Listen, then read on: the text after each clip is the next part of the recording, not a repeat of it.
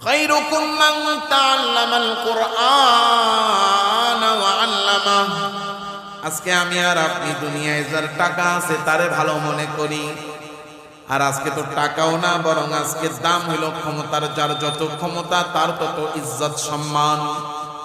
আজকে মানুষের সম্মান নির্ধারণ হয় টাকা দিয়া, ক্ষমতা দিয়া।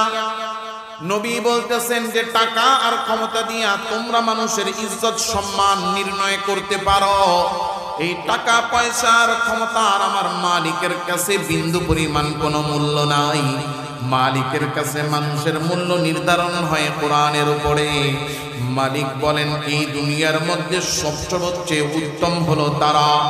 নবী হাদিসে বলেন এই পৃথিবীর জমিনে সবচেয়ে উত্তম ব্যক্তি আর বান্দা হলো তারা দুনিয়ার জমিনে কোরআন পড়ে এবং পড়ায় যারা।